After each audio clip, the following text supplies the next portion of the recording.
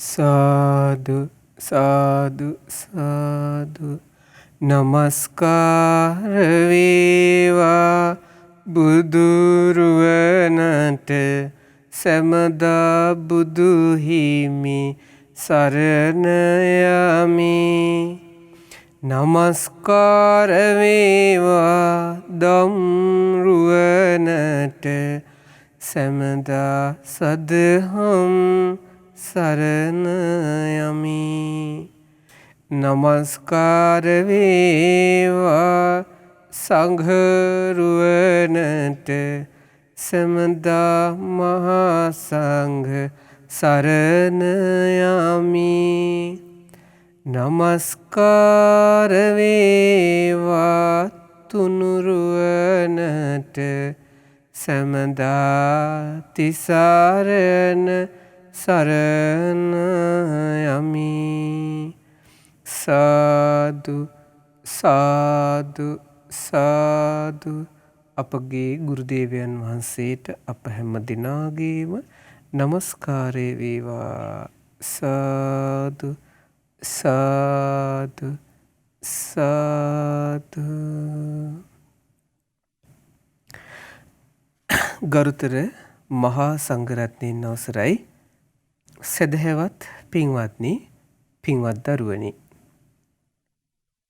අද ඔබට ශ්‍රවණය කරන්නට හම්බ වෙන්නේ අපේ ජීවිතයේ පූර්ව ආචාර්යවරු ගැන.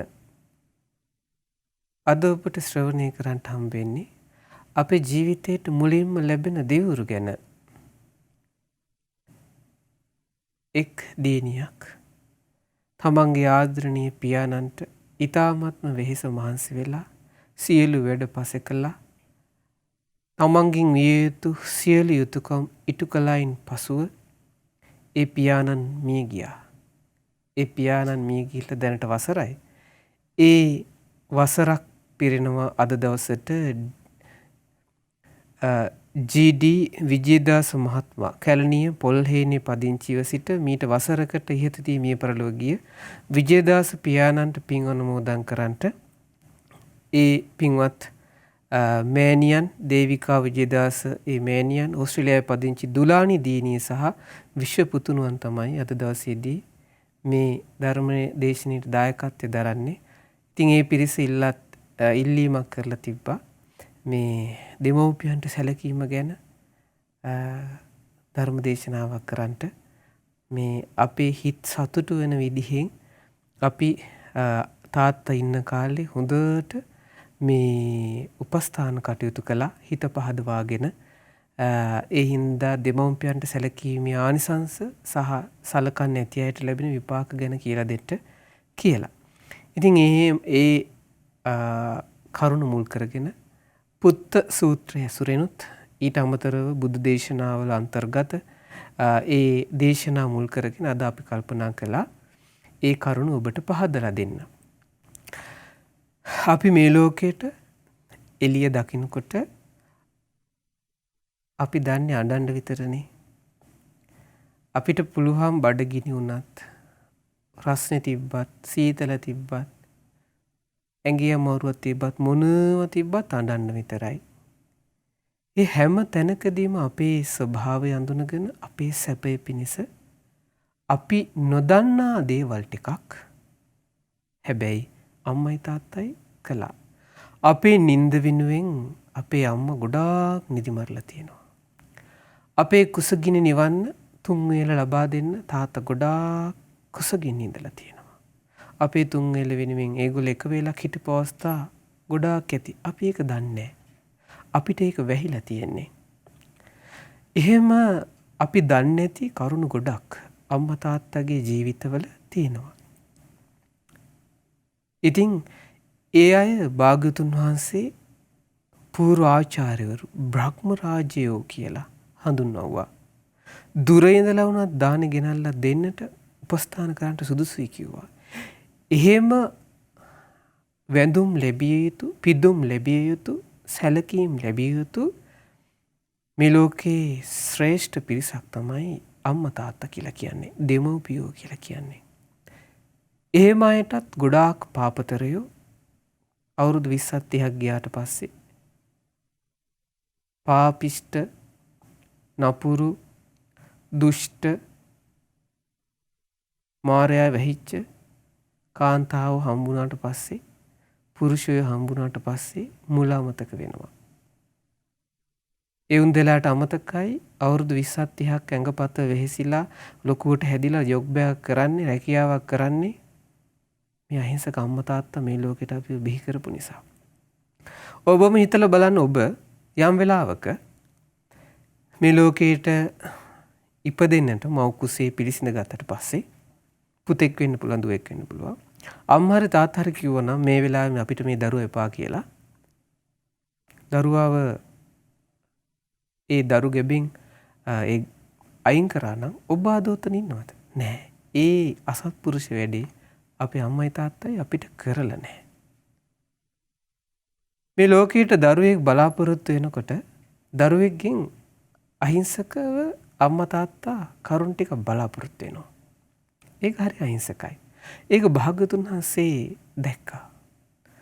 පුත්ත සූත්‍රය. අංගුත්තර නිකායේ 3 පොත් වහන්සේකේ තියෙන මේ සූත්‍රය. දැන් මව් කුසේ දරුවේ පිළිසිඳගෙන යා වැඩෙනකොට මව් කුසේ ඒ දරුවා පිළිසිඳ ගත්තා කියන දවසේම කැවුම් හදනවා වගේ. කිරිබත් හදනවා. හරි සතුට වෙනවා. ඒ සතුට වෙලා අම්මයි තාත්තයි කල්පනා කරනවා තමන්ගේ පවුලට දරුවෙකු ලැබීම මෙන්න මේ කරුණු 5ක් දැනගෙන මේ දරුවෙක් ලැබීමට කැමති වෙනවා කියනවා. වාග්යතුන් හසේ වදාලා පින්වත් මහණෙනි, 5 කරුණක් දකින්න මව්පියවරු තම පවුලට දරුවෙකු ලැබීම ගැන කැමති වෙනවා. මොකක්ද? අපි හොඳට මේ දරුවා මේ ලෝකෙට බිහි කරලා හොඳට පෝෂණය කරනකොට අපිට ඇවිද ගන්නට බැරි කාලේ එනකොට, අපි ලෙඩ වෙනකොට, අපි අසනීප වෙනකොට මේ දරුවෝ අපිව පෝෂණය කරයි. අපිව පෝෂණය කරයි. ඒ කරුණෙන් පවුලකට දරුවෙක් කැමති වෙනවා කියන අම්මයි තාත්තේ. ඒ වගේම අපේ කටයුතුද හොඳට හොයලා බලලා කරයි. ඒ වගේම අපේ කුල පරම්පරාවද බොහෝ කල පවත්වගෙන යයි. අපේ පරම්පරාවක් වෙනවා නම් ඒ පරම්පරාව නොසිදාගෙන ඒකට අගෞරවයක් නොවන විදිහට ඒ පරම්පරාව අරගෙන යයි. ඒ වගේම අපේ අම්මා තාත්තගෙන්, මුත්තා මිත්තගෙන්, කිරි කිත්තගෙන් ලැබිච්ච දේවල්, පරම්පරාවෙන් ලැබුණු දායාද හොඳට පරිහරණය කරයි. ඒ වගේම අපි මැරුණට පස්සේ පින් අනුමෝදන් කරයි. දාන ආදී පින්කම් කරලා අපිට පින් දෙයි. ඔන්න ඔය කියන කරුණු දකින්න, ඔය 5 කරුණු දකින්න මව් පියවරු තම පවුලට දරුවෙක් ලැබීමට කැමැත්ත ඇති කර ගන්නවා කියනවා. හරි අහිංසකයි නේද? බලන්න භාග්‍යතුන් වහන්සේ මේ මිනිස්යාගේ හිතේ ඇතිවන අහිංසක සිතුවිලි දැකපු විදිහ. බලන්න මේ කරුණු කීයෙන් කී දෙනෙක් ඉෂ්ට කරන්න කියලා. සමහර ලංකාවෙත් ගොඩක් 100ට මං හිතන්නේ හරියට සලකනවා කියලා 10%ක්. එච්චරටම දෙමව්පියන්ට සැලකීම පවා අඩුයි. සමහරක් ලට විදේශ රටවල ගැන කවර කතාවද මෙච්චර ධර්මයක් තියෙද්දි. සමහරක් විදේශ රටවල හැබැයි ඒත් ඒ සත්පුරුෂ දරුවෝ සමහරක් අය අම්මා තාත්තට ඉතාමත්ම ආදරයෙන් ගෞරවයෙන් සලකනවා. එහෙම ඉන්නවා. එතකොට මේ ලෝකයේ සත්පුරුෂයෝ, පණ්ඩිතයෝ තුන් කාලයේම, අතීත අනාගත වර්තමාන කියන තුන් කාලයේම පහළ වෙන පණ්ඩිතයෝ, සත්පුරුෂයෝ ගරහා නොකරන, ප්‍රශංසා කරන කරුණු 3ක් තියෙනවනේ. එකක් තමයි පැවිද්ද. පැවිදි බව කියන එක මේ ලෝකේ ගරහාවට ලක් වෙන්නේ නැහැ කවදාවත්. අතීතෙත් නැහැ, අනාගතෙත් නැහැ, වර්තමානෙත් නැහැ. ඒ වගේම තමයි දානය කවදාවත් ගරහාවට ලක් වෙන්නේ නැහැ. සත්පුරුෂයන්ගේ. ඒ වගේම තමයි පණ්ඩිතයෝ හැමදාම ප්‍රශංසා කරන දෙයක් තමයි අතීතෙත්, වර්තමානෙත්, අනාගතෙත් තමන්ගේ අම්මට තාත්තට සලකන එක, දෙමව්පියන්ට සලකන එක ගරහාවට ලක් කරන්නේ නැහැ. ඉතින් භාග්‍යතුන් වහන්සේ වදාලා නුවණැති මව්පියෝ ඔන්න ඔය පස් කරුණ දැනගෙන දරුවෙක් ප්‍රාර්ථනා කරනවා. මොකක්ද? අනේ අපිට බැරි කාලේ අපිව බලාගනි, අපිව පෝෂණය කරයි. ඊට පස්සේ අපේ කටයුතුද කරයි. කුල වංශ පරම්පරාව බොහෝ කල් පවත්වගෙන යයි. අපේ මේ දෑවැද්ද හොඳට පරිහරණය කරයි. මැරුවට පස්සේ දානි දීලා පින් දෙයි. නුවණැත්තෝ මේ කරුණු පස දකිමින් දරුවෙකු ප්‍රාර්ථනා කරයි. ඒ නිසා ශාන්ත වූ සත්පුරුෂ වූ කෙලෙහි ගුණ දන්නා, කෙලෙහි ගුණ සිහි කරන දරුවෝ, කෙලෙහි ගුණ දන්න සත්පුරුෂ, කෙලෙහි ගුණ සිහි කරන දරුවෝ තමන්ට කළ උපකාර සිහි කරමින් ඒ මව්පියෝ පෝෂණය කරනවා කියනවා. ඔවුන් විසින් పూర్වෙහි කරන ලද කටයුතුද ඒ විදිහටම කරනවා කියනවා. ඒ කියන්නේ ඒ අම්මා තාත්තා යම් විදිහට වැඩපිළිවෙලක් කරන් ගියා නම් පරම්පරාව පවත්වාගෙන යන්න, දෑවැද්ද ආරක්ෂා කරගන්න, දාන දෙමින් ඊට පස්සේ වන්දනාමාන කරමින් යම් සත්පුරුෂ පුරුදු ඇති කරගෙන තිබ්බනම්, දෙමව්පියෝ යම් කටයුතු කරා නම් පෙර ආන්නේ කටයුතු ඒ විදිහටම දරුවෝ කරනවා කියනවා. දෙමව්පියන්ගේ අවවාදයට අනුව කටයුතු කරනවා. තමා පෝෂණය කළ දෙමව්පියන්ට පෙරලා උපස්ථාන කටයුතු කරනවා. කුල වංශය පිරිහෙන්න දෙන්නේ නැහැ. සදහැවත් සීල සම්පන්න වූ පුත්‍රයා ඒ විදිහට උපස්ථාන කරනකොට ප්‍රශංසාව ලබනවා කියනවා. මොකක්ද? මව්පියන්ගේ අවවාදයට අනුව කටයුතු කරන හරි ලස්සනයි. තමන්ගේ දෙමව්පියන්ගේ දේවල් ආරක්ෂා කරමින් ඒ අයවත් පෝෂණය කරන සත්පුරුෂ දරුවෝ ඒ දෙමව්පියන්ගේ වචනේ අහනවා කියනවා. ඒගොල්ලෝ පෙර කරපු කටයුතු ඒ විදිහටම කරනවා කියනවා. ඒ වගේම තමන් පෝෂණය කළ දෙමව්පියන්ට හොඳට උපස්ථාන කරනවා. ඇඳුම් ආයිත්තන් වලින්, ආහාර පාන වලින්, ඉන්න තැන් වලින් හොඳට උපස්ථාන කරනවා. කුල වංශය පිරිහෙන්න දෙන්නේ නැතුව ඉන්න ඒ හොඳ ගුණවන්ත සීලවන්ත පුතාට හැම පැත්තෙන්ම ප්‍රශංසා ලැබෙන්න ඕනේ කියනවා. හැම පැත්තෙම ප්‍රශංසා ලැබෙන්න ඕනේ කියනවා. එහෙම පුතෙක් ගැන මම කියන්නම්. එහෙම පුතෙක් රජ පුතෙක් ඉඳලා තියෙනවා. එහෙම රජ පුතෙක් ඉඳලා තියෙනවා. මහා වංශයේ තියෙන්නේ 47 වෙනි පරිච්ඡේදයේ මේ රජුරුවන්ගේ නම 8 වන අග්බෝ රජු. අනුරාධපුරයෙහි සේසත් ඔසවාගෙන හිටපු රජ කෙනෙක්. බුද්ධ වර්ෂ 1349 ඉඳලා 1360 දක්වා. ඒ කියන්නේ මම හිතන්නේ දැනට අවුරුදු 1200කට වගේ කලින් මේ අනුරාධපුරේ රජ කරලා තියෙනවා. 8 වන අග්බෝ රජතුමා. හරි පුදුමයි. ඊ타ත්ම ගුණවන්ත සත්පුරුෂ රජ කෙනෙක්. ඒ රජතුමා මේ තමන්ගේ පියාගේ නමත් එක් කරලා උදයක් බෝධී කියලා ලස්සන පිරිවණක් හදලා තියෙනවා. ඒ වගේම භූත යන නමින් භෝග සහිත පිරිවණක් කරලා තියෙනවා. තමන්ගේ ආචාර්යපාදයන්න් වහන්සේටද භික්ෂූන් 309කටද ඒ පිරිවණ පූජා කරලා තියෙනවා. ඒ වගේම පොහෝ දිනේදී මත්ස්‍ය මාංශ සුරාදී නගරයට ගේම පවා අනුරාධපුර නගරයට මත්ස්‍ය මාංශ සුරා ආදී ගෙනේම සම්පූර්ණයෙන්ම තහනම් කරලා තියෙනවා. ඒව වළක්වලා තියෙනවා.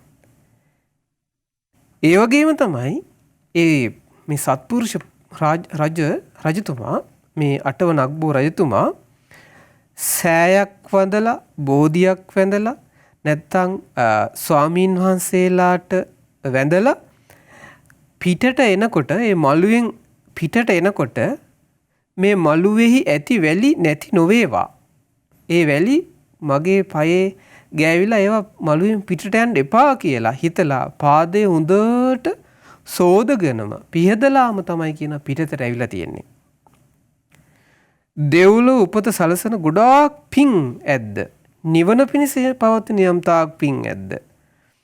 තෙරුවන් කෙරෙහි ප්‍රසාදයෙන් යුක්තව මේ රජතුමා කරලා තියෙනවා. කවුද? 8 වන අග්බෝ රජතුමා. ඒ වගේම බලන්න මේ රජතුමා හරීම ලස්සනට අම්මට සලකලා තියෙනවා. තාත්තගේ වැෑමෙන්. කොහොමද? මට හරි පුදුමයක් ඇති වුණා මෙහෙම රජ්ජුරුවරු හිටියද කියලා මේ කතාව අහද්දි. මෙන්න ආනිසංස. මේවා දැන් මේ රජතුමා ගැන අද අපි කතා කරනවා වසර 1200ක් ගිහිල්ලා මේ සත්පුරුෂව ප්‍රශංසා කරන කටයුත්තක් කරපු හින්දා. මොකක්ද? දිවා රාත්‍රී දෙකේම සිය මෑණියන්ට උපස්ථාන කිරීමේ ඇලී හිටියයි කියනවා. ඒ කියන්නේ උදේ දවල් මේ රාත්‍රියේ හැම වෙලාවෙම මේ අම්මට සලකන්නම ඇලී හිටියයි කියනවා. මේ රජු උදෑසනින්ම මෑණියන්ට උපස්ථානය කරන්න යනවා කියනවා. ඒ කියන්නේ උදේ නැගිටලා මෑණියන් බලන්න යනවා කියනවා. උපස්ථාන කරන්න යනවා. ඊට පස්සේ මෑණියන්ගේ හිසේ තෙල් ගානවා කියනවා. ඇඟ හොඳට පිරිසිදු කරනවා කියනවා. නියපොතු පිරිසිදු කරනවා කියනවා. ආදර ගෞරවයෙන් හොඳට නාවනවා කියනවා. හරි පුදුමයිනේ. මේ අනුරාධපුරයේ රජ කරපු රජෙක්. අටවන අක්බර එතුමා. තමන්ගේ සුවපහසු අලුත් වස්ත්‍ර අම්මට දෙනවා කියනවා. අම්මට ඒව හොඳට හදලා දෙනවා කියනවා. ඒව පුරවනවා කියනවා. ඒ වගේම ඉවත් කරලා අම්මා අයින් කරන වස්ත්‍ර, අම්මාගේ කිලිටි වෙච්ච වස්ත්‍ර මේ රජතුමාම හොදවුවා කියනවා. රජතුමාම හේදුවා කියනවා අම්මගේ කිලිටි වස්ත්‍ර. හරි පුදුමයි මෙන්න මේ කරුණ.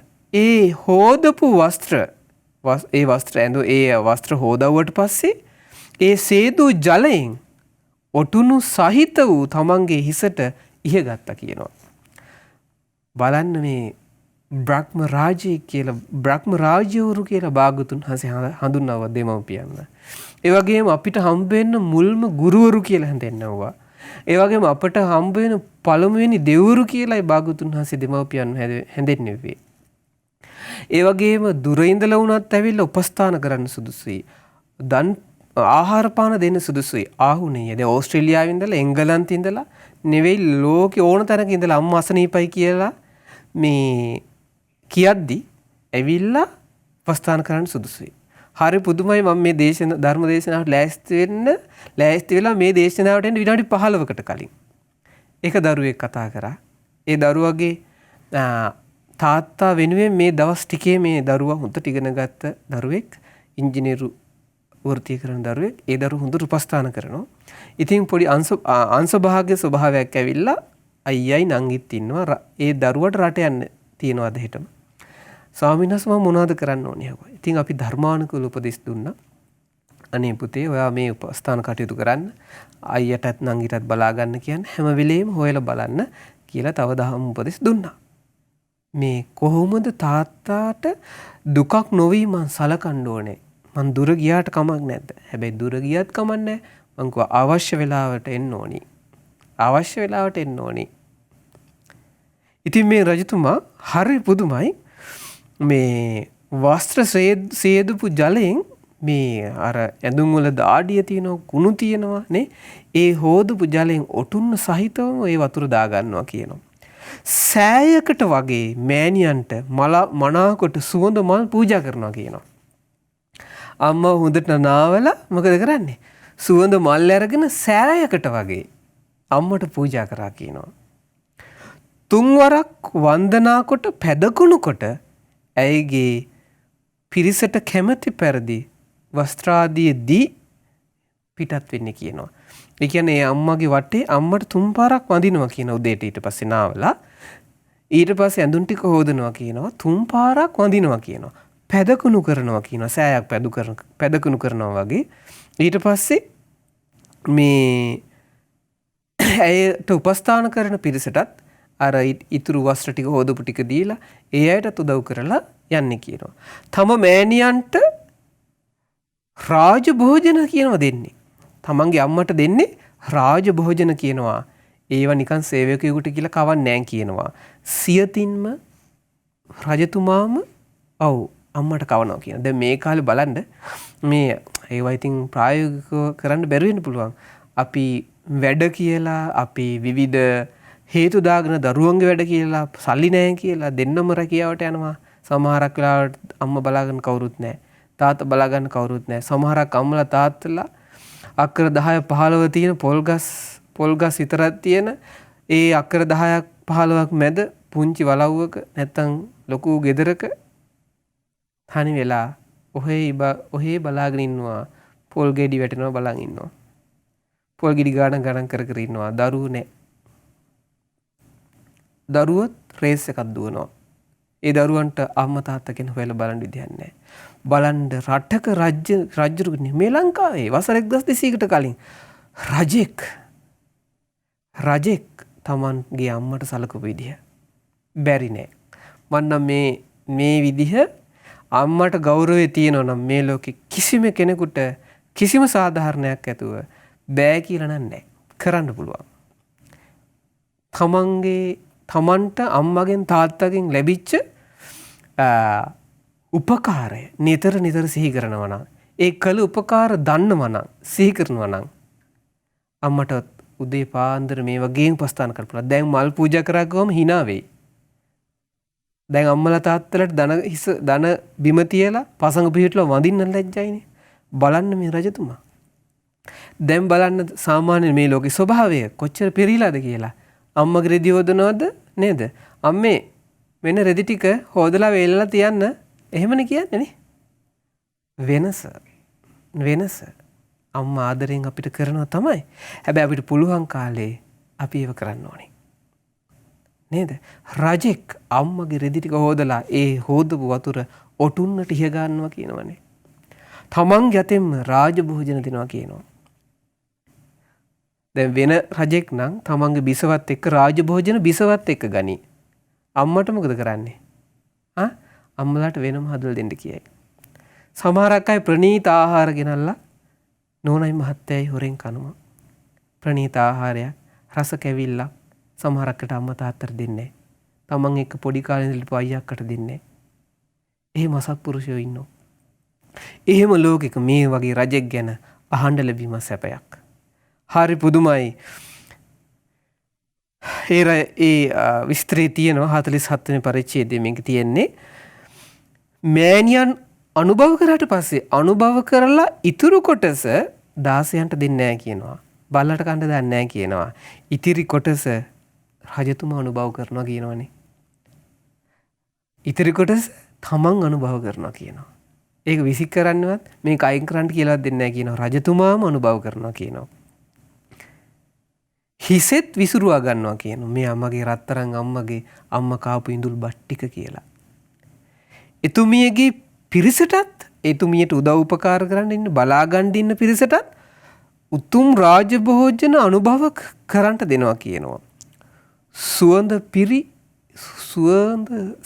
ඊ타ත්ම පිරිසිදු යහන් ගබඩාවක් හදලා ඒකේ තමයි කියන අම්මා තියලා තියන්නේ. හැම වෙලෙම සුවඳ එන්නේ කියනවා.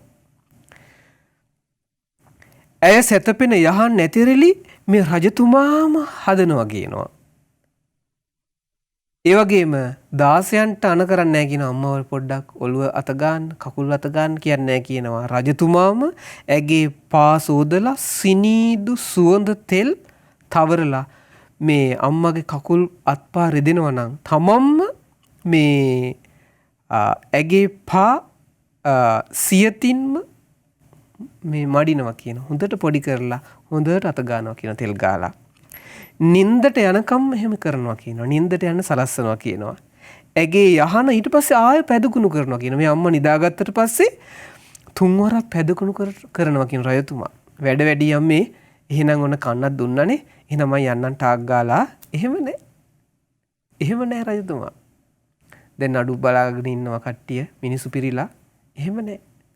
දැන් ඔයගොල්ලෝ මේ පිංගුතුන්ගේ ගෙවල් වල තියෙන අරුබුද ටිකක් හදාන්න. ඔන්න වාහනේ ඇවිල්ලා මේ 8 වෙනිදාත් ළඟයි.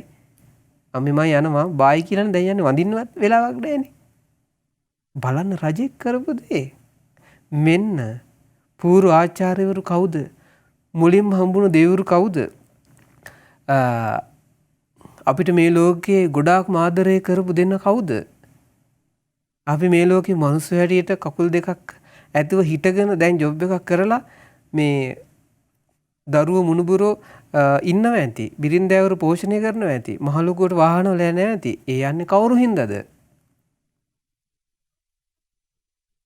කවුරු හින්දාද කියලා සිහි කරොත් හරි කෙනෙක් නම් සත්පුරුෂයෙක් නම් නෝනෙක් නම් දැම්ම යනවම හොයාගෙන මේ රජතුමායි කතාව ඇහුණා. දැම්ම යනවම හොයාගෙන අම්මේ මෙච්චර දවසක් මට ඔබට උපස්ථාන කරන්න බැරිනවා. මේ දැන් ඉඳලා උපස්ථාන කරනවා කියලා උපස්ථාන කරනවා. නින්දට යන සලස්වලා මොකද්ද? ඇගේ යහන පැදුකුණු කරලා 3 වරක් පැදුකුණු කරලා හොඳට මනාවකට වඳිනවා කියනවා. පසඟ පිහිටුවා හොඳට වඳිනවා කියනවා අම්මට. ඊට පස්සේ දාස කම්කරුවෝ අම්මගේ රැකවල් පිණිස තියනවා කියනවා. ඊට පස්සේ අර අපි සෑයකට වැඳලා බෝධියට වැඳලා ගුරුවරයාට වැඳලා අර ඒකට සෑයට පිටුපාලා යන්නේ නැහනේ. පිටිපස්සට යනවනේ. ඒ අම්මා ඉන්න ඒ යහන ගාව ඉඳලා පැදුකුණු කරලා රජතුමා පිටුපස්සට කියනවා ඉවත් වෙන්නේ. මේ පිටුපාන්නේ නැහැ කියනවා. පිටුපාන්නේ නැහැ කියනවා. ඇයට නොපෙනෙන තැන දක්වාම එහෙම පිටුපාලා යනවා කියනවා. එතනට ගිහිල්ලා 3 වතාවක් වඳිනවා කියනවා. ආයමත් 3 වතාවක් වැඳලා මාතෘ උපස්ථාන කර්මයෙන් සතුටු වෙලා නැවත එයම සිහි කරනවා කියනවා. මගේ රත්තරන් අම්මට මම උදේ අද ඔව් කතා කරලා තෙල් ගාලා නාවලා නියපොතු සුද්ධ කරලා මගේ අතින්ම කවලා ඇඳුම් හොදලා ඒ වතුර මගේ ඔලුවට දාගෙන කෑමත් ඉසුරුවගෙන 3 පතාවක් වන්දනා කරලා අම්මගේ සුවදුක් හොයලා සේවකයන්ට පවා රාජභෝජන දීලා කිසි අඩුවක් නොකර මම වන්දනා කරලා මනාවකට මාතෘ උපස්ථාන කර්මය කළා කියලා සතුටිනවා කියනවා. ඊට පස්සේ තමයි කියනවා ආයමත් රජ නිවසට එන්නේ. තමන්ගේ නිවසට එන්නේ. ඇය ජීවත් වන තුරුම මේ අයරින් ඕටැන් කළා කියනවා. මොකද්ද? මේ රජතුමා ඒ මයණියන් ජීවත් වෙන තුරුම ඔය විදිහට උපස්ථාන කරා කියනවා. මේ රජතුමා 8 වන අක්බෝ රජතුමා අවුරුදු 11ක් මේ රජකම් කරලා අභාව ප්‍රාප්ත වෙලා දෙව්ලොව උපන්න කියනවා. මේ අනුරාධපුර යුගයේ. දැන් බුදු කෙනෙක් නැති කාලෙක මේ ලෝකින් හොඳ මිනිස්සුන්ට සත්පුරුෂයන්ට නුවණැත්තන්ට දෙව්ලොව යන්න තියෙන ඒ කරුණක් තමයි මාපි උපස්ථානය. බලන්න සක්දෙවිඳු වෙන්න මග මානවකයා වෙලා ඉඳිද්දි ඒ උපාසක මහත්තයා ව්‍රත 7ක් සමාදන් වුණානේ. දිවි තිබෙන තුරාවටම මම දෙමව්පියන් හට සලකන්නේමි කියලා සමාදන් වුණා. දෙමව්පියන් හට සලකන්නේමි කියලා සමාදන් වුණා. ඒ පිනෙන් තමයි අදත් ඒ ව්‍රතය ඇතුළු ඉතුරු වත සමාදන් වෙලා ඒ අදත් දෙමව්පියන්ට සැලකීම කියන කෙලෙහි ගුණ දන්නා කම මුල් කොටගෙන දෙමව්පියන්ට සැලකීම නිසා තමයි අදත් සක්දෙවිඳු තව්තිසා රජ කරන්නේ. බුදුරජාණන් වහන්සේලා පහළ නොවන කාලෙත් බොහෝ අය දෙමව්පියන්ට මැනවින් මෙසේ මේ රජුසේ සලකා දෙවියන් අතර උපදිනවා. භාවනා කරලා නෙමෙයි. ඒකයි. ඉතින් ඒ හින්දා පින්වත් දරුවනි මේ දෙමව්පියන්ට සැලකීම කියන එක ලේසියෙන් කෙනෙකුට කරන්න බෑ ඇත්තටම. අවබෝධයෙන් හොඳට මේ ධර්මය ඉගෙනගෙන හොඳට කරන්න පුළුවන් මේ දේශනා ඇහුවාම මේ මහා වංශය ආදී කියුවාම. ඉතින් ලේසියෙන් කරන්න බෑ කියලා කිව්වේ මේ වගේ දේවල් ඇහුවට පස්සේ තමයි අනේ අපේ අම්මටත් මෙහෙම කරන්න ඕනේ තාත්තටත් මෙහෙම කරන්න ඕනේ කියලා කෙනෙකුට හිතෙන්නේ. එහෙම දන්නේ නැත්නම් කෙනෙකුට එහෙම කරන්න බෑ. අම්මා තාත්තා කියන්නේ අපේ දාසයෝ කියලා සමහරක් අය හිතන් ඉන්නේ. සමහරක් අයට දරුවන්ට තමන්ගේ දෙමව්පියෝ අමතක වෙනවා විවාහ වුණාට පස්සේ. එහෙම කතාවක් තියෙනවා. ඒ තමයි මහා සාල සූත්‍රයේ සංයුත්ත නිකායේ තියෙන්නේ. එක දවසක් එක බ්‍රාහ්මණෙක් බුදුරජාණන් වහන්සේ ළඟට ඇවිල්ලා ආවා. කිව්වා ඔබ හරියට දිරලා ගිහිල්ලා නේ මොකද කියලා. අනේ ස්වාමීනි අනේ බවත් ගෞතමයන් වහන්සේ මට කොල්ලෝ 4 දෙනෙක් ඉන්නකො. උන් 4 දෙනාම බැන්දට පස්සේ ඒ ඒලිලා ටිකත් එක්ක එකතු වෙලා මාව එළෙව්වකෝ ගෙදරින්. අනේ දැන් මම මේ අසරණ වෙලා ඉන්නවා කිව්වා. එහෙනම් මං හොඳ කවි ටිකක් කියලා දෙන්න. ඕක ඕගොල්ලන්ගේ පුතත් ඉන්න සභාවේ ගිහින් කියන්න කිව්වා. ගිහින් කියන්න කිව්වා. එහෙමයි කිව්වා. එහෙමයි කිව්වට පස්සේ ඒ කවි ටික කියලා දුන්නා. ඒ කවි ටික මෙන්න මේ භාග්‍යතුන් වහන්සේගේ කවි ටිකක්, ගාථා ටිකක් මේ. මොකක්ද? මට දාව උපන් දරුවෝ ඉන්නවා. දරුවෝ 4 දෙනෙක් ඉන්නවා. මං ඒ දරුවන් ගැන ගොඩාක් සතුටු වුණා. මං එයාගේ ඒ දරුවන් හැම එක්කිනාගේම දියුණුවමයි පැතුවේ. අන්තිමේදී ඒ දරුවෝ ඒ දරුවන්ගේ ගෑනුත් එක්ක එකතු වෙලා, අඹුවන් එක්ක එකතු වෙලා මං ගෙදරට එන එක වැළක්ව ගත්තා. මට ගෙදරට එන්න දුන්නේ නැහැ. මං ගෙදරින් එලෙව්වා. හරියට බලු රැලක් ඌරෙක්ව වළක්වනවා වගේ කිව්වා. ඌරෙක්ව වළක්වන බලු රැලක් වගේ යේලිලා 4 දෙනයි, කොල්ලෝ 4 දෙනයි, මේ දරු පුතාලා 4 දෙනයි කියන බලු රැල මා වැළක්වුවා කිව්වා. එවන් අසත්පුරුෂයි පහත් අදහස් තියෙන්නේ කියනවා. එවුන් හරි අසත්පුරුෂයි. දැන් භාග්‍යතුන් වහන්සේ මේ කියපු කවි ටික ඔන්න දැන් පාඩම් කරගත්තා මෙයා. පාඩම් කරගෙන සභාවේ කියනවා මොකද්ද? ඔව් මට දරුවෝ 4ක් හිටියා. ඒගොල්ලොන්ගේ සතුට කැමති වුණා. සැපේ කැමති වුණා. හැබැයි ඒගොල්ලෝ මාව එලෙව්වා ගෙදරින්. මට මාව වැළැක්වුවා ගෙදරට එන එක. ඒගොල්ලෝ හරි අසත්පුරුෂයි. පහත් වූ අදහස් තියෙන්නේ. එහෙනම් දෙමව්පියන්ට, අම්මට, තාත්තට සලකන්නේ නැති අය එහෙනම් අසත්පුරුෂයි. ඒ වගේම තමයි ඒ පහත් අදහස් තියෙන අය රාස්‍යෝ වගේක්. පුතාලගේ වෙස් අරගෙන මට තාත්තේ කියලා කියනවා. දැන් මේ නාකි මාව එලව ගන්නව වුණාට බොරුවක් කරන්නේ. මවාගත් දෙයක් කියන්නේ බොරුවට තාත්තා කියනවා. ඒ වුණාට උන් මාව එලව ගන්නවා. කියනවා දැන් මං වැඩකට ගන්න බැරි දිරා ගියපු අස්සෙක් වගේ. ජීවත් වෙන්න යමක් කමක් නැති මාව ඒ මෝඩයෝ වයසක තාත්තා වෙච්ච මාව බත් ටිකක් නොදී එලව ගන්නවනේ. අන්තිමේදී අනුන්ගේ ගෙවල් වලින් තමයි දැන් මං හිඟා කකා කන්නේ කිව්වා. මගේ අකීකරු පුතාලාට වඩා අන්න ලස්සන ගාතාවක් කියනවා. ඒ දෙමව්පියන්ට සලකන්නේ නැති ජඩ අසත්පුරුෂ නීච පහත් අදහස් තියෙන රාසය වගේ බොරුවට තාත්තා කියන දරුවන්ට වඩා කියනවා මේ හැරමිටියමට ගොඩාක් වටිනවා කියනවා. මේ තාත්තා හැරමිටියක් ගහන්නේ. මේ හැරමිටියමට ගොඩාක් වටිනවා කියන්නේ මේ අජීවී වස්තුවක් ගැන කියන්නේ. මේ හැරමිටියමට ගොඩාක් වටිනවා කියනවා. මොකක්ද? මේ හැරමිටියට පුළුවන් කියනවා නපුරු ගොනෙක්ව මෙල්ල කරන්න, වළක්වන්න.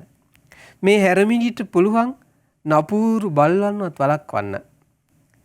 මං කළුවරේ යනකොට හැරමිටිය ඉස්සරහ වෙනවා. වලවල් තියෙන තැන්වලදී හැරමිටිය මට පිහිට වෙනවා. වලක නොවැටෙන්න. පය පැකිලී වැටෙන්න යනකොට මේ හැරමිටිය අනුභවයෙන් තමයි මං කෙලින් ඉන්නේ කියලා බුදුරජාණන් වහන්සේ ওই ගාථා ටික කියලා දුන්නට පස්සේ මෙයා භාග්‍යවතුන් වහන්සේ කියපු විදිහටම සභාව මැද මේ දරුවොත් ඉන්න සභාවක රැස්වීමක කිව්වා. කිව්වට පස්සේ මොකද උනේ? දරුවන්ට තරු පෙනුණා. ඒ වෙලේම තාත්තා එක්කන් ගිහිල්ලා හොඳට ස්නානය කරලා නාවලා ඇඳුම් වස්ත්‍ර 2ක් දීලා තාත්තට ආයෙ සලකන්න පටන් ගත්තා. එදා ඒ අසරණ තාත්තට කවි 4ක් කියලා දීලා පුතාලගේ සිහිය උපද්දවේ භාග්‍යතුන් වහන්සේ. ඒ වස්ත්‍ර මේ තාත්තගේ සත්පුරුෂකම බලන්න. ඒ හම්බෙච්ච වස්ත්‍ර 2කින් එකක් ආයමත් භාග්‍යතුන් වහන්සේට ගෙනල්ලා පූජා කළා. ස්වාමීනි ඔබ වහන්සේ හරිම අසිරිමත් ධර්මයක් මට කියලා දුන්නේ. පුතාලා මට දැන් සලකනවා මේ වස්ත්‍රය ඔබ වහන්සේට පූජා වේවා කියලා. භාග්‍යතුන් වහන්සේ අනුකම්පාවෙන් පිළිගත්තා. ඉතින් ඒ වගේ බුද්ධ කාලෙත් එහෙනම් මේ දෙමව්පියන්ට සලකන්නේ නැති එක තිබිලා තියෙනවා. ඒ වෙලාවේ භාග්‍යතුන් වහන්සේ උදව් කළා. තවත් එක් අවස්ථාවක් තියෙනවා මේ පින්වත්නි එක් අවස්ථාවක හැමදාම විහාරයට ආපු එක පුතෙක් ටික දවසක් එන්නේ නැතුව හිටියා. ඇහුවා ටික දවසක් එන්නේ නැතුව ඉඳලා ආවට පස්සේ පුතා බුදුරජාණන් වහන්සේ ඇහුවා පුතේ ඔයා ටික දවසක් ආවේ නෑනේ උපාසක මහත්තයා. මොකද ඇහුවා ආවේ නැත්තේ? අනේ ස්වාමීනි අපේ ගෙදර පොඩි ප්‍රශ්න ටිකක් ඇති වුණා. මොකක්ද ඇහුවා? අනේ මේ අපේ අම්මයි අපේ නෝනයි පොඩි බහිම්බස් වීමක් වෙලා පොඩි අසමගිකම් ටිකක් වුණා. අන්තිමේදී ඉතින් පොඩි පොඩි කරදර ටිකක් වුණා කිව්වා. මොකක්ද උනේ හැව්වා. අනේ ස්වාමීනි හැමදාම මම වැඩ ඇරලා ගෙදරට එනකොට මේ අම්මගේ වැරදි කියනවා. ඇත්තටම මම අම්මට ඉතාමත් ආදරෙන් උපස්ථාන කරමින් හිටියේ. අම්මගේ කීම තමයි මම විවාහයක් කරගත්තේ. අම්මට මං හරිම ආදරෙයි. හැබැයි මේ කාන්තාව කියනවා අම්මව එලවමු, අපි නිදහස් වෙමු. මේ අම්මා වයසයි දැන්. එයාට මේ පිරිසුදු නෑ, එයා පිළිවෙලක් නෑ එයාගේ. එයා ගඳයි. අපි එලවමු කිව්වා. ඉතින් මම කල්පනා කළා ස්වාමීනි භාග්‍යතුන් වහන්සේ තෙරුවන් සරණ ගිය පුතෙක් හැටියට මට ඒක ගැලපෙන්නේ නැහැ. දිගටම ප්‍රශ්න තිබ්බා. මම ඒවා සංසිඳෙව්වා. අවසානයේ බැරිම තැන කිව්වා. නෝනාට කිව්වා බැරිම තැන. ඔයාට නම් දැන් තාම තරුණයි. ඔයාට යමක් කමක් කරගන්න පුළුවන්. අතේ පායේ හයිය තියෙනවා. මගේ රත්තරන් අම්මා මට වටිනවා. ඔයා ගෙදර යන්න මං අම්මා බලන් ඉන්නම් කියලා කිව්වා. ඇහුවමයිනේ. නැත්තම් කරන්නේ මොකද්ද? අර නැට්ටුක්කාරී කියන දේමනේ. කිව්වා මොකද්ද? ඔයාගේ අතේ පය අයියේ තියෙනවනේ. ඔයා යන්න කිව්වා ගෙදර මහ ගෙදර. මං අපේ අම්මා බලන් ඉන්නම් කිව්වා. අම්මට තාමත් අම්මගේ අතේ පය අයියේ නෑ කිව්වා. ඔයාට අම්මා වයසට ගියාට, ඔයාට අම්මා ගඳ වුණාට, අම්මා පිළිවෙලකට නැතුණාට මගේ රත්තරන් අම්මා හින්දා තමයි මම මෙතන ඉන්නේ. ඒ හින්දා ඔයා යන්න කිව්වා ගෙදර. අම්මා එලවන්නේ නැහැ කිව්වා ගෙදරින්. එහෙම කිව්වට පස්සේ මොකද උනේ? අර බිරිඳ ශාන්ත වුණා කියනවා. එදා ඉඳලා අම්මට සැලකිව්වා කියනවා අය. හොඳට සලකන් හිටියා. ඒ හින්දා දැන් ප්‍රශ්නේ හරි කියනවා. භාග්‍යතුන් වහන්සේ වදාලා හැබැයි ඉතින් ගියේ පාර නම් පුතේ ඔයා හමුුන්නේ නැහැ කිව්වා. ගියේ පාර නම් ඔය ගෑනු එක්කෙනා කියපු විදිහටම ඔයා කටයුතු කරා කිව්වා. ගියේ පාර අම්මා එලෙව්වා කිව්වා. මම සක්දිවිඳු වෙලා ඉඳිද්දී සිහිය පිහිටවලා අම්මත් එක්ක ඇවිල්ලා ආයමත් අම්මට උපස්ථාන කරන්න කටයුතු සලසලා දුන්නා කියලා ජාතකයක් වදාලා. ඉතින් ඒ වගේ අර තෙරුවන් සරණ ගිය ශ්‍රාවක දරුවෙක් නම් ඇත්තටම එයා මොකද කරන්න ඕනේ? එයා ඇත්තටම අම්මට තාත්තට අවංකව සලකන කෙනෙක්. මොකද තෙරුවන් සරණ ගිය සදහැවත් පුත්‍රයෙක් කියලා කියන්නේ, සදහැවත් දුවෙක් කියලා කියන්නේ එයා සත්පුරුෂයෙක්. එයා සත්පුරුෂයෙක් කියලා කියන්නේ සත්පුරුෂයා තුළ පිහිටන ධර්මයක් තමයි කෙලෙහි ගුණ දන්නා බව, කෙලෙහි ගුණ සිහි කරන බව. ධර්මයේ හැසිරෙන කෙනෙක් අම්මට බයින කෙනෙක් වෙන්න බෑ. අම්මට සලකන්නේ නැති කෙනෙක් වෙන්න බෑ. ධර්මයේ හැසිරෙනවා කියලා කියන්නේ සත්පුරුෂයි කියලා කියන්නේ, ගුණවන්තයි කියලා කියන්නේ, කෙලෙහි ගුණ දන්නවා කියලා කියන්නේ ඒ හැම අවස්ථාවකදීම එයාට අම්මා සිහි වෙන්න ඕනේ, තාත්තා සිහි වෙන්න ඕනේ, ගුරුවරු සිහි වෙන්න ඕනේ. ඒ වගේම තමයි අම්මලාගේ තාත්තලාගේ හිත රිදෙන විදිහේ කටයුතු කරන්න හොඳ නැහැ. ඒගොල්ලෝ බලාපොරොත්තු වෙන දෙයක් මොකද්ද? අපිට සලකයි. ඒක කරනවා. අපේ දේවල් ආරක්ෂා කරයි. ඒක රකින්නවා. පරම්පරාව වැරන් යයි. පැවිදි වෙන්නේ නැත්නම් ඒක කරන්න ඕනේ. ඊළඟට මොකද්ද? ඔව් මරුණට පස්සේ පින් දෙයි. ඒක කරන්න ඕනේ. ඒක තමයි තෙරුවන් සරණ ගිය යහපත් ගුණවත් සත්පුරුෂ දරුවන්ගේ යුතුයකම් වෙන්නේ. එතකොට නුවණැති දරුවෝ තමන්ගේ අම්මා තාත්තට ඒ විදිහට සිත් පිනා යන විදිහට කටයුතු කරන්න ඕනේ, උපස්ථාන කරන්න ඕනේ. ඉතින් එක දවසක් අර ඔබට මතක ඇති තව එක අවස්ථාවක් තියෙනවා. එක ස්වාමීන් වහන්සේ නමක් පවුලේ එක දරුවා ගිහිල්ලා පැවිදි වුණා. අම්මයි තාත්තයි හොඳටම වයසයි. දැන් අම්මයි තාත්තට උපස්ථාන කරන්න කවුරුත් නැහැ. මට මතකයි අම්මයි තාත්තයි අන්ධයි. මේ ස්වාමීන් වහන්සේ පිණ්ඩපාතේ ගිහිල්ලා ඊට පස්සේ ආයෙ ගෙදරට වඩිනවා. ගෙදරට වැඩලා පිණ්ඩපාතේ හම්බුණ දානි ටිකෙන් අම්මටයි තාත්තටයි පෝෂණය කරනවා. ඊට මේක භික්ෂුන් වහන්සේලා දැකලා මේක නොගැලපෙන එකක් කියලා හිතලා බුදුරජාන් වහන්සේට ගිහින් අනුදැනව දාලා. ඒ වෙලාවේ එන්නේ කිව්වා. ඒ ස්වාමීන් වහන්සේට ඇත්තද මේ කරුණ කියලා ඇහුවා. ඔව් ඇත්ත කියලා කිව්වා. ඒ වෙලාවේ භාග්‍යතුන් වහන්සේ වදාලා කළ ගුණ දන්නා අය අතර සත්පුරුෂ උතුමන් අතර මේ ලෝකේ අග්‍රේශ්වර අපගේ ශාස්ත්‍රුන් වහන්සේ ගෞතම රහ සම්මා සම්බුදුරජාණන් වහන්සේ දේශනා කළා. පිණ්ඩපාතේ ගිහිල්ලා හරි අම්මා තාත්තට නම් මේක ගිහින් දෙන්නේ මම මොනවා කියන්නද ඇහුවා. මම මොනවා කියන්නද ඇහුවා. එච්චරටම දෙමව්පියන්ට සැලකීම භාග්‍යතුන් වහන්සේ අනුදැනව දාලා. දැන් ඔබ අහලා ඇති වස් සමාදන් වෙනවා ස්වාමීන් වහන්සේලා. ඒකේ තියෙන වස් ඡේදනය වෙන අවස්ථා. ඒකේ තියෙනවා අම්මා තාත්තා අසනීපයි කියලා දැනුම් දෙන්නේ නැතුව යම් විදිහකින් කරුණකින් දැනගත්තා නම් ආරාධනාවකින් තොරව යන්න කියනවා. ගිහිල්ලා අම්මයි තාත්තයි බලන්න කියනවා. වස් ඡේදනය වෙන්නේ නැහැ කියනවා. වස් ඡේදනය වෙන්නේ නැහැ කියනවා.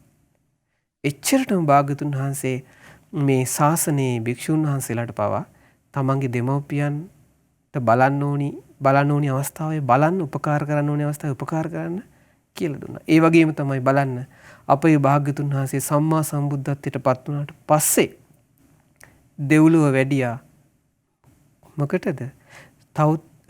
තව්තිසාවට වැඩියා වස් මාස 3ම ගත කරන්නට. ඇයි මාතෘ දිව්‍ය පුත්‍රයාට ධර්මයේ දේශනා කරලා සතර අපා දුකින් නිදහස් කරවන්නට. මහා මායා දේවියට බණ ටික කියලා දෙන්න. බුදු පුතා එදා තව්තිසාවට වැඩියේ කළගුණ සලකන්නටයි කළ උපකාරයට ප්‍රතිඋපකාර කරන්නටයි. අපගේ භාග්‍යතුන් වහන්සේ තාවතින්සේට වැඩියේ මූලික වශයෙන් 7 වෙනි මාස කාලය ගත කරන්න. ඉතින් ඒ හින්දා දෙමව්පියන්ට සැලකීම ගැන කියලා ඉවර කරන්න බෑ. වෙලාව ඉවරනවා මිසක්කා. වෙලාව ඉවර වෙයි. ಗುಣ කියලා ඉවර කරන්න බෑ. මේ බුද්ධ දේශනා ජාතක ඒ වගේ විස්තර කියලා ඉවර කරන්න බෑ. අම්මා තාත්තට එක අවස්ථාවක් තියෙනවා මේ එක ස්වාමීන් වහන්සේ නම මුල් කරගෙන කියන්නේ මිත්ත වින්දක කියලා දරුවෙක් සෝතාපන්න වෙච්ච අම්මයි තාත්තයි හිටියේ මේ කොළු පෙට්ටිය කියන එක ඇහුවේ නැහැ. අහන්න නැතුව මේ අම්මට බැනලා අම්මව තල්ලු කරලා අම්මට පහරක් ගහලා මුහුදේ වෙළඳාමි ගියා. ඒ කියන්නේ වෙළඳාම් කරන්න මුහුද හරහා ගියා වෙන රටක. සල්ලි ගොඩාක් තියෙද්දි අම්මකෝ යන්න එපා කියලා ඇහුවේ නැහැ. මෙයා අවසානයේදී උස්සද කියන නිරයට වැටුණා. අම්මා එකපාරක් කහවණු 1000ක් දීලා ඊ타ත්ම දුකසේ ඊ타ත්ම අම්මාගේ උමනාවට උපෝසත සීලයක් දවසක් සමාදන් කෙරෙව්වා. ඒ පිනෙන් සතියක් දුක් විඳින සතියක් සැප විඳින ප්‍රේතියන් ඉන්න විමාන ප්‍රේතියන් ඉන්න ඒ ස්ථාන 4කදී සැප වින්දා. හැබැයි ద్వාර 4ක් තියෙන මේ උස්සද කියන නිරයට වැටුණා. නිරයට වැටලා ගොඩාක් දුක් වින්දා. ඒ මාලේ වැටිලා එයාගේ ඔළුවේ ඉඳලා බෙල්ල ගෙල දක්වා නිකන් අර හරියට මේ පොල් ගාන මැෂින් එකක් අර බ්ලෙන්ඩර් එකකින් කැරකෙනවා වගේ උඩේ ඉඳලා යටේ ඉඳලා උඩට මේ ඔළුව ඇතුලේ කැරකෙනවා කියන තල අඹරන මේ අර ගලක් වගේ කුරහන් ගලකින් ඇඹරෙනවා කියන එච්චර දුකක් විඳිනවා කියනවා. ඒ උස්සද නිරේ සක්දෙවිඳු වෙලා හිටිය අපේ බෝසතාණන් වහන්සේ ඒ උස්සද නිරේ බලන්න ආව එක දවසක්. ඉදි මේ මිත්ත වින්දක කියනවා අනේ මට වෙච්ච දෙයක් මම මොන වගේ පාපයක් කරාටද මම මේ දුක් විඳින්නේ හෙව්වා. ඒ වෙලාවේ කියනවා ඔබ ගුණවන්ත අම්මාට පහර දුන්නා. අම්මාව තල්ලු කළා. අම්මගේ වචනේ ඇහුවේ නැහැ. ඒ අම්මාට පහර දුන්න නිසා අම්මා ගුණවන්ත අම්මාට අයහපත කරපු නිසා අකීකරුණු නිසායි ඔය දුක විඳින්නේ. කොච්චර කාලයක් තියනද ඇහුවා. මේ කර්ම ඉවර වෙන දවසක් පේන්නේ නැහැ කිව්වා. වසර ලක්ෂ ගාණක් මේ දුක විඳින්න වෙනවා කිව්වා. ඒත් ඉවර වෙන්නේ නැති වෙයි කිව්වා. එච්චරටම දුක් විඳින්න වෙනවා දෙමව්පියන්ට. මොකක්ද? ඔව් සැලකුවේ නැත්තම් කළ ගුණ සිහි කරේ නැත්තම් ඒ වගේම දෙමව්පියන්ට හරියට වටිනාකමක් දෙන්නේ නැතුව අගෞරවයෙන් වාසය කළොත් සාමණේර ස්වාමීන් වහන්සේ නමකට නොකල වරදකට කොහොඹුලේ ඉඳ උනා. වස්සකාර ඇමතිතුමා නියෝග කරලා බුදුරජාණන් වහන්සේගේ කාලේ ඇයි අතීතයේ අම්මට කිව්වා අම්මේ උඹ මොනවද දන්නේ? උඹ කොහොඹුලේ තියන්නයි වටින්නේ කිව්වා. ඔය වචනෙට මොකද උනේ? කොහොඹුලේ ඉඳ උනා. ඉතින් ඒ වගේ හරි පුදුමයි මේ දෙමව්පියන්ට සැලකීමෙන් සුගති සම්පත් ලැබෙන වශයෙන්ම දෙමව්පියන්ගේ ගුණ දන්නේ නැතුව කෙලෙහි ගුණ සිහි කරන්නේ නැතුව වැරදි විදිහට දෙමව්පියන් කෙරෙහි පිළිපන්නොත් ඒ අයට ගෞරව කළේ නැත්නම් ඒ අයට උපස්ථාන කළේ නැත්නම් උස්සද නිරේ වගේ නිරේවල් වල තමයි දුක් විඳින්න වෙන්නේ. ඒ හින්දා පින්වත්නි පින්වත් දරුවනි මේක ලේසි නෑ. අපේ අම්මයි තාත්තා හින්දා තමයි අපි මේ ලෝකෙ කොච්චර සැප ලැබුවත් ඒ සැප ලබන්නේ. ඒ හින්දා අම්මා තාත්තට නිග්‍රහයක් නොවන විදිහට අපි ජීවත් වෙන්න ඕනි. අපි ශ්‍රද්ධාව, සීලය, සුතය, ත්‍යාග, ප්‍රඥා ආදී ගුණධම් දියුණු කරගෙන අම්මටයි තාත්තටත් ශ්‍රද්ධාව, සීලය, සුතය, ත්‍යාග, ප්‍රඥාව ආදී සීක බල දහම් දියුණු කරගන්නට අපි උදව් කරන්න ඕනේ. එතකොට අම්මා තාත්තගේ ණය ගෙව්වා වෙනවා කියනවා. මේ වම් උරහිසේ දකුණු උරහිසේ තියාගෙන උපස්ථාන කරත් අර රජතුමා වගේ. එහෙම උපස්ථාන කරත් ඒ අම්මටයි තාත්තටයි තියෙන ණය ගෙවන්න බෑ කියනවා. ඒ අටවන අක්බර් රජතුමා උපස්ථාන කරපු විදිහ මේ කාලේ මම නම් අහලවත් නැහැ. හිතන්නවත් බෑ.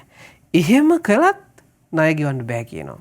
ඊට වඩා කරත් ණය ගෙවන්න බෑ කියනවා. හැබැයි යම් දුවෙක් හරි පුතෙක් හරි තමන්ගේ අම්මා තාත්තා ඉන්න කාලේදී භාග්‍යතුන් වහන්සේව සරණ යන උදව් කළොත්, ධර්මයේ සංඝ රත්නයේ සරණ යන උදව් කළොත්, සිල්වත් නැති අම්මා තාත්තව සීලේ පිහිටවුවොත්, දහම් දැනුම නැති අම්මා තාත්තව දහම් දැනුම ඇති කරගන්න මේ වගේ ධර්ම දේශන අහන්න දීලා, මේ ශ්‍රද්ධා රූපවාහිනිය ශ්‍රවණය කරන්න දීලා, ඒ නාටි ටික බලන්න යොමු කරන්නේ නැතුව එහෙම දහම් දැනුම ඇති කරන්න උදව් කළොත්, ඒ වගේම දන් දෙන්න පුරුදු කෙරෙව්වොත්, ප්‍රඥාව මේ ජීවිතේ අනිත්‍යයි යම් මේ දුකයි වෙනස් වෙනවා, ඒ අනිත්‍ය ධර්මයේ කියලා දුන්නොත්, ප්‍රඥාව ඇති කරන්න උදව් කළොත්, ඒ දුව, ඒ පුතා, ඒ අම්මට තාත්තට තියෙන ණය ගෙව්ව වෙනවා කියනවා. ඉතින් ඒ හින්දා ඔබට අම්මටයි තාත්තටයි ඊටමත් මාදරයෙන් උපස්ථාන කරමින් පින් රැස් කරගන්නටත්, අම්මා තාත්තට තියෙන ණය ගෙවලා දාන්නටත්, ඔබටත් යහපත් ගුණ ධර්ම දිනු කරගන්නටත් මේ උතුම් ධර්ම දේශනය හේතුපකාර වේවා. සාදු සාදු සාදු. හොඳයි, අපි පුණ්‍ය අනුමෝදනාව සිදු කරමු.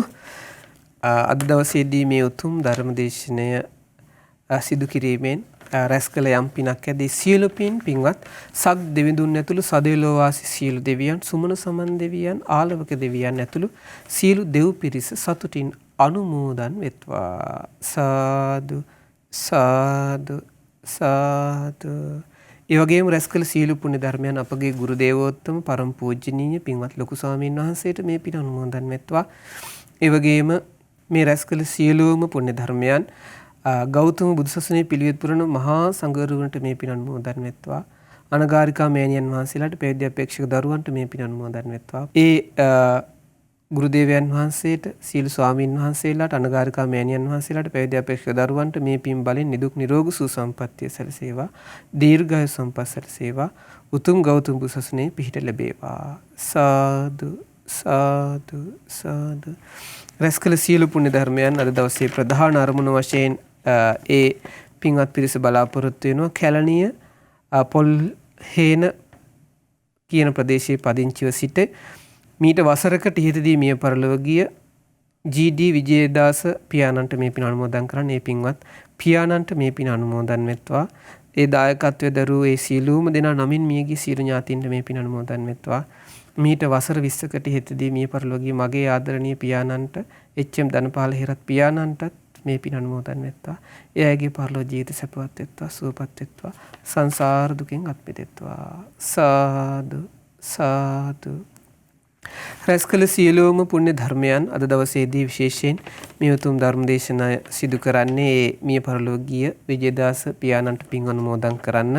ඒ පින්වත් මහත්මයාගේ ආදරණීය බිරිඳ දේවිකා විජේදාස මහත්මිය, ඕස්ට්‍රේලියාවේ පදිංචි දුලානී දියණිය සහ විශ්ව පුතුණුවන් විසින් ඒ පින්වත් දරුවන්ට, ඒ මෑණියන් ඇතුළු පවුල හැම දිනාට මේ පින් අනුමෝදන් වෙත්වා. නිදුක් නිරෝගී සුවසම්පන්නිය දීර්ඝායු සම්පත් සැලසේවා. ඒ වගේම දුලානි දීන්ට, විශ්ව පුතණුවන්ට, මිනිබිරියට සහ මුණුබුරන්ට මේ පින අනුමෝදන් වෙත්වා. සියලුම අනාගතයේ යහපත් දැහැමි කටයුතු සඵල වේවා. නිදුක් නිරෝගී සුවසම්පන්නිය සැලසේවා. නිරතුරු කලණ මිතුරු ඇසුර සැලසේවා. ධර්මාබෝධයෙන් සැනසෙන්න වාසනාව උදා වෙත්වා. සාදු සාදු සාදු. රැස් කළ සියලු පුණ්‍ය ධර්මයන් අපි මේ ලෝකයට බිහි කළ අපේ දෙමව්පියන්ට, මෑණිවරුන්ට, පියවරුන්ට මේ පින අනුමෝදන් වෙත්වා. ඔබ අප හැමදිනාගේම ඒ දෙමව්පියන්ට මේ පින අනුමෝදන් වෙත්වා. ඔබ අප හැමදිනාගේම දෙමව්පියෝ නිදුක් වෙත්වා, නිරෝගී වෙත්වා, සුවපත් වෙත්වා.